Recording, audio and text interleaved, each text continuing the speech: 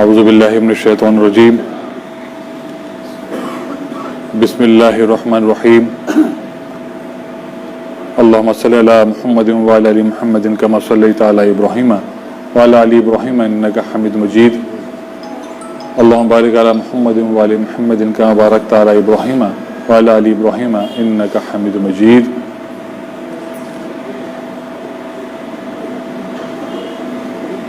حضرات، حضرت آدم علیہ السلام کے زمانے سے لے کے آج تک اللہ تعالیٰ کا طریقہ ہے کہ وہ اپنے بندوں میں سے کسی ایک خاص بندے کو چن لیتا ہے، اور یہی طریقہ رہا ہے اور اسی طرح اللہ تعالیٰ چنتا آیا ہے. اور اسی طرح اللہ تعالیٰ نے قریش کو چنا، اور قریش میں سے ہمارے آقا نبی کریم حضور محمد رسول اللہ صلی اللہ علیہ وآلہ وسلم کو چنا. بلکہ یوں کہیے کہ چناؤ ان کا بہت ہی پرانا تھا، بہت پہلے کا تھا. اسی طرح ہندوستان کے لیے اللہ تعالیٰ نے خواجہ خواجگان شہنشاہ چشتیان حضرت خواجہ معین الدین چشتی اجمیری غریب نواز رضی اللہ عنہ کو چنا.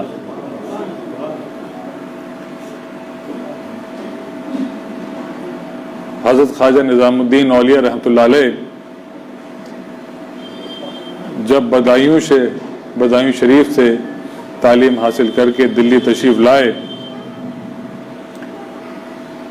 تو وہ اتنے کوالیفائڈ تھے اور اتنے پڑھے لکھے تھے، دینی اور دنیاوی دونوں علم ان کے پاس تھے، اور اتنے کوالیفائڈ تھے کہ دلی کے قاضی ہونے کے لائق تھے.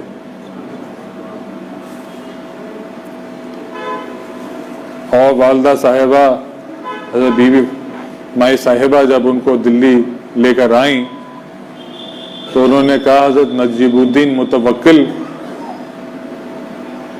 جو حضرت بابا فرید الدین مسعود گنج شکر رحمۃ اللہ علیہ کے چھوٹے بھائی ہیں، ان کا دربار میں بڑا رسوخ ہے، تو تم ان کے پاس جاؤ، ان سے سفارش کراؤ، کیونکہ دلی میں قاضی کی جگہ خالی ہے اور تم اس عہدے کے لائق ہو، تو وہ سفارش کر دیں گے تو تمہیں یہ دلی کے قاضی کا عہدہ مل جائے گا. حضرت خواجہ نظام الدین اور رحمۃ اللہ علیہ تشریف لے گئے. والدہ صاحبہ کا حکم تھا، لیکن ان سے یہ نہیں کہا گیا کہ میری سفارش کر دیجیے گا. انہوں نے کہا کہ حضرت دعا فرمائیے کہ میں کہیں کا قاضی ہو جاؤں. لیکن اللہ تعالیٰ نے تو ہمارے آقا کو کسی اور کام کے لیے ہی چن رکھا تھا. حضرت نجیب الدین متوکل رحمۃ اللہ علیہ نے ان کو دیکھا اور فرمایا کہ قاضی مت بنو، کچھ اور بنو، اور جاؤ میرے بھائی حضرت بابا فرید الدین مسعود گنج شکر رحمۃ اللہ علیہ تمہارے انتظار میں بیٹھے ہیں، جاؤ.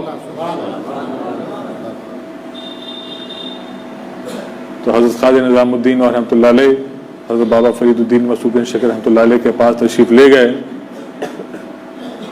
اور جس وقت خانقاہ شریف میں داخل ہوئے محبوب الہی حضرت بابا فرید الدین مسعود گنج شکر رحمۃ اللہ علیہ کھڑے ہو گئے اور فرمایا تم کہاں تھے؟ میں تمہارے انتظار میں تھا.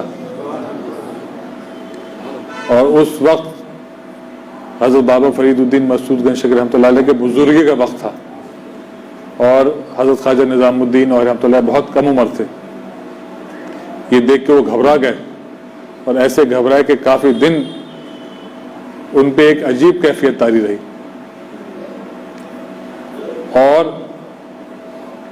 उनकी तरबियत फरमाई और हुक्म दिया हमारे जद्द आला हज़रत ख्वाजा सैयद बदरुद्दीन इसहाक़ रहमतुल्लाह अलैह को कि इनकी तरबियत करो, तुम भी दिल्ली वाले हो, ये भी दिल्ली से आए हैं, तुम इनकी तरबियत करो, पीर और मुरीद, पीरी मुरीदी के अदब आदाब सिखाओ। और जब उनकी तालीम पूरी हो गई तो हमारे दादा और दादा को ही हुक्म हुआ कि इनका खिलाफतनामा लिखो, और खिलाफतनामा तहरीर फरमाया हमारे परदादा ने, हज़रत ख्वाजा सैयद बदरुद्दीन इसहाक़ रहमतुल्लाह अलैह ने। और उसके बाद उनको भेजा गया हांसी हज़रत जमालुद्दीन हांसी रहमतुल्लाह अलैह की तस्दीक कराने, जिन्होंने उसकी तस्दीक ही नहीं की, उस पर जो शेर उन्होंने लिखे, गौहर सुपुर्दा बगौहर शनास। अल्लाह का शुक्र है कि जो मोती की कीमत जानता है, अल्लाह ताला ने मोती उसी को इनायत फरमाया।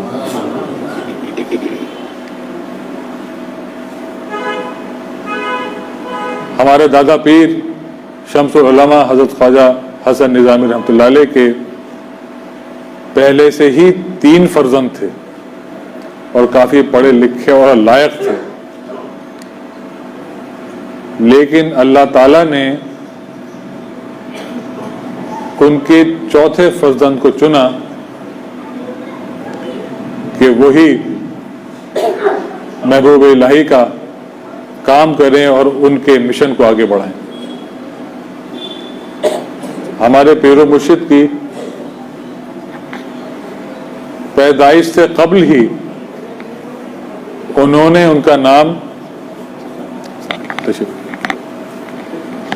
हसन सानी रख दिया, और रखा भी ऐसा कि अखबार में छपवा दिया और ऐलान कर दिया कि मेरे यहाँ बेटा होगा और वही मेरा जानशीन होगा।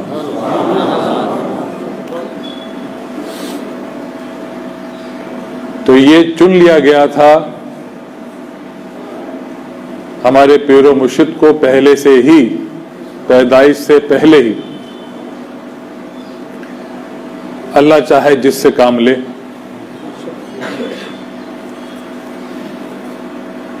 हमारा दादा पीर हज़रत ख्वाजा हसन निज़ामी रहमतुल्लाह अलैह ने 500 से ज्यादा किताबें लिखी और बेशुमार किताबों के तर्जुमे भी किए, जिसमें निज़ामी बंसरी जो चहल रोज़ा का तर्जुमा है बहुत ही मकबूल है। लेकिन आखिर वक्त में उन्होंने फरमाया अपने फर्जंद जानी और रूहानी हज़रत ख्वाजा हसन सानी निज़ामी रहमतुल्लाह अलैह से कि मैंने सारे काम कर दिए, लेकिन जो हज़रत ख्वाजा निज़ामुद्दीन और रहमतुल्लाह अलैह का जो सबसे बड़ा काम है और सबसे अहम काम है, जो उनके मलफूजात हैं फवाइदुल फवाद, उसका तर्जुमा नहीं हो सका। और ये अब तुम्हारी जिम्मेदारी है कि इस काम को तुम आगे करो और महबूब इलाही की तालीमात को आम करो।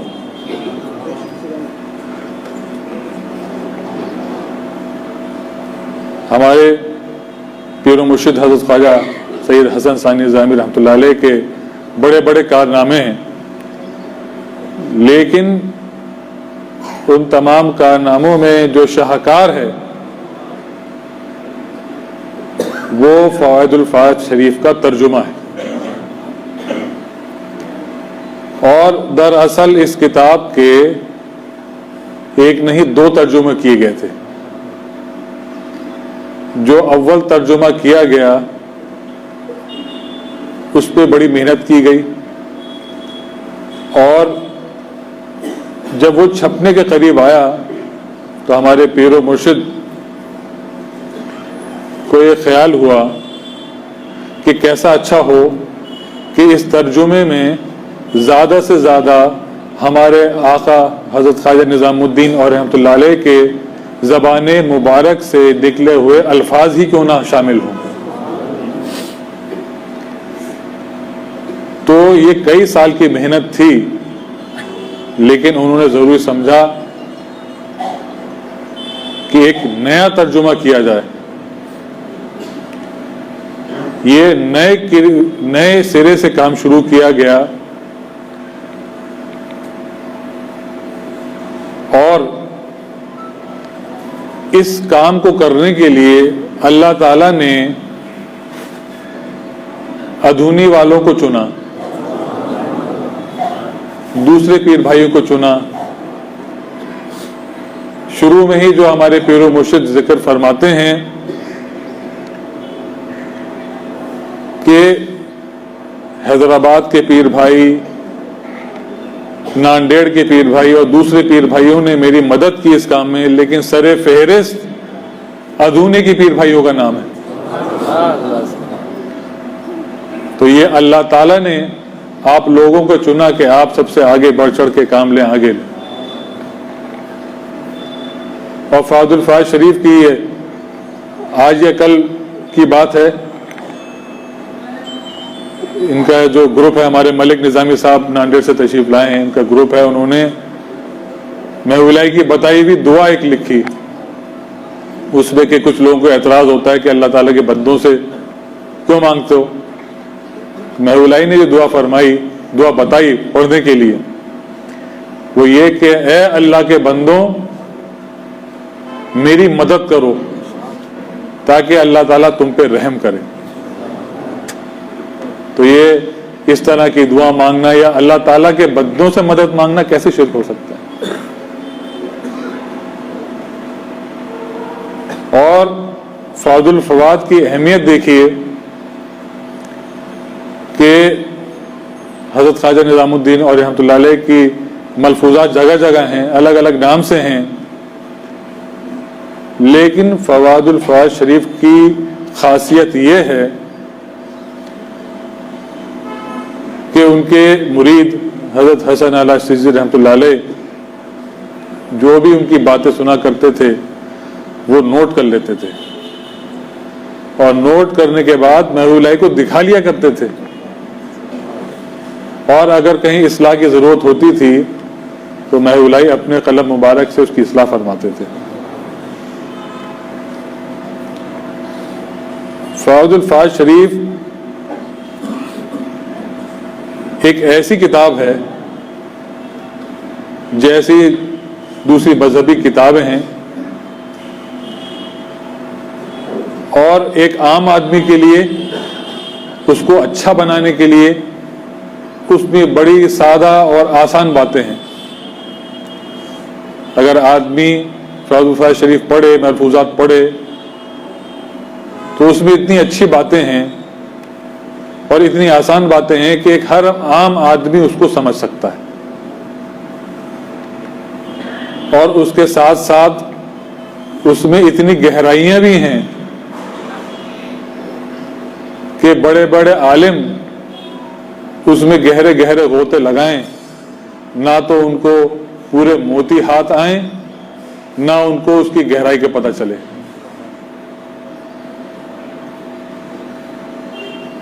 اور محولائی کی جو خاص تعلیمات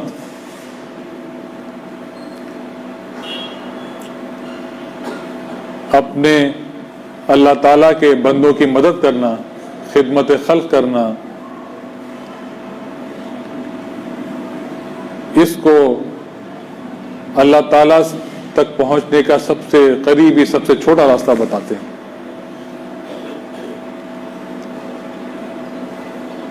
محولائی کے زمانے میں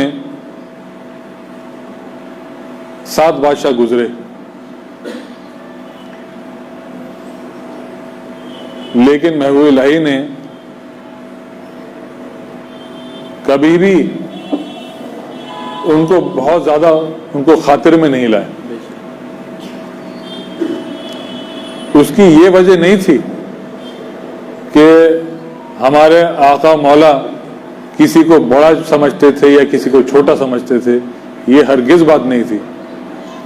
محبوب الہی کی خانقاہ تو ایسی تھی کہ اس میں اچھے برے سب کے لیے جگہ تھی. نہ اس میں اچھے برے کی پابندی تھی، نہ اس میں مذہب کی پابندی تھی. لیکن اس زمانے میں دنیا جو تھی وہ اپنے حاکموں کی دیوانی بنی ہوئی تھی، اور جن عیبوں میں ان کے حاکم مبتلا تھے ان عیبوں میں رعایا بھی مبتلا ہو جاتی تھی. تو محبوب الہی کا مشن تھا کہ لوگوں کو برائیوں سے روکیں اور جو ان کا حقیقی مالک ہے اس سے ڈریں اور اس کی بندگی کریں. ہمارے پیر و مرشد حضرت خواجہ حسن ثانی نظامی رحمۃ اللہ علیہ کی بھی زندگی کو آپ دیکھیں گے تو ان کا ملنا جلنا ہر شخص سے تھا. سادگی اتنی کہ جو بالکل غریب لوگ ہوتے تھے ان سے بھی ویسے ہی ملتے تھے جیسے کہ بڑے حاکموں سے. آج کل جو پولیٹیکل پارٹیز ہیں یا ان کے صدر ہیں سب سے ملنا جلنا تھا، سب سے ملتے جلتے تھے، لیکن کسی کا پولیٹیکل کام کبھی نہیں کیا انہوں نے. جو خاص الخاص طریقہ تھا ہمارے آقا حضرت خواجہ نظام الدین علیہ رحمۃ اللہ علیہ کا، ملو جلو سب سے لیکن کسی برائی میں نہ پڑو، اپنی جگہ استقامت سے رہو، جو راستہ اللہ نے اللہ کے رسول نے بتایا ہے اس کو مضبوطی سے اس کے اوپر چلو، استقامت سے کام لو، ادھر ادھر نہ ڈگمگاؤ. یہ خاص تعلیمات ہیں حضرت خواجہ نظام الدین رحمۃ اللہ علیہ کی اور ہمارے تمام سلسلے کے بزرگوں کی، اور الخصوص ہمارے خواجہ نظام الدین اولیاء رحمۃ اللہ علیہ کے جانشین حضرت خواجہ سید حسن ثانی نظامی رحمۃ اللہ علیہ کی. ترک دنیا یہ نہیں ہے کہ انسان دنیا چھوڑ دے، بلکہ ترک دنیا تو یہ ہے کہ اس دنیا میں رہے، ان سب برائیوں کے بیچ میں رہے، لیکن ان چیزوں سے دل نہ لگائے، اور دل لگائے تو اپنی آخرت سے دل لگائے، اور سامان اکٹھا کرے تو دنیاوی نہ کرے، آخرت کا سامان اکٹھا کرے.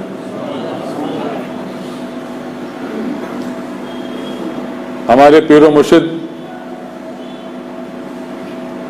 کہ ہمیں زندگی دیکھنی چاہیے کہ کتنی سادہ زندگی.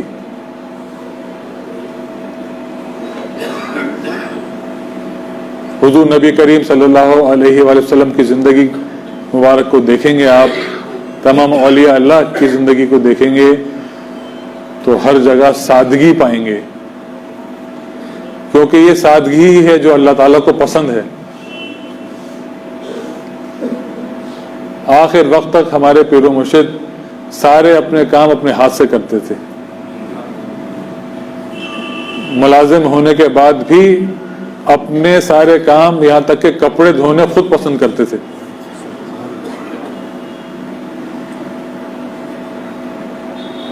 اور اتنی سادہ طبیعت کے تھے کہ کبھی پرہیز نہیں کرتے تھے. غریب سے غریب میرا آنا پہلے وہ کئی دفعہ ایسا ہوا کہ شروع کے زمانے میں آیا میں تو گاؤں دیہات میں جاتے تھے، اتنے غریب کچھ پیر بھائی ہوتے تھے کہ ان کے گھر پہ پکی چھت بھی نہیں ہوتی تھی قریہ جات میں، اور مکان اتنے نیچے ہوتے تھے کہ اس میں کھڑے ہو کے بھی داخل نہیں ہو سکتے، اس میں زمین میں بیٹھ کے اور جھک کے پھر اندر جایا جاتا تھا.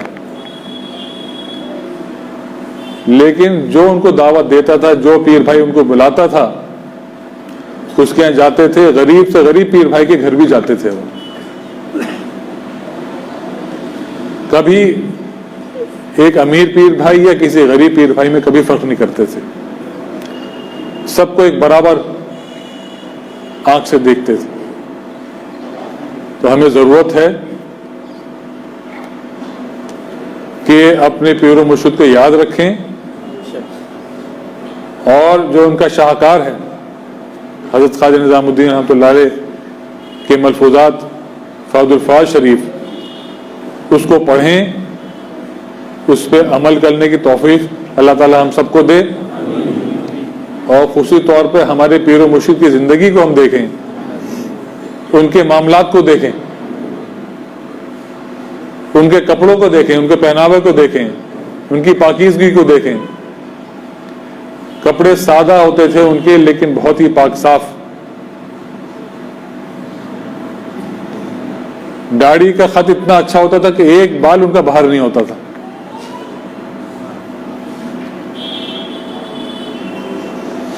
पढ़ने लिखने का इतना शौक था और अल्लाह ताला ने उनके वक्त में भी इतनी बरकत दी थी कि जितने भी उर्दू के अखबार होते थे वो तमाम अखबार पढ़ते थे, अंग्रेजी के अखबार भी पढ़ते थे। तो हमको भी जरूरत है कि हमारे आसपास क्या हो रहा है कि हम लोग भी बाखबर रहें। और इसी तरह पीर व मुर्शिद ने बहुत जोर दिया बच्चों की के साथ साथ बच्चियों की तालीम के ऊपर। और मुझे बड़ी खुशी हो रही है कि इस बात पे हमारे पीर भाई अमल भी कर रहे हैं। और आता हूँ देखता हूँ तो पता चल रहा है कि हमारी पीर भाइयों की बच्चियां डॉक्टर भी बन रही हैं, इंजीनियर भी बन रही हैं। तो ये मेरे लिए बहुत ही खुशी की बात है। तो हमें ज़रूरत है कि उन तमाम बातों पे हम अमल करें और अपनी दुनिया और आखिरत को संवारें। व आखिर दवाना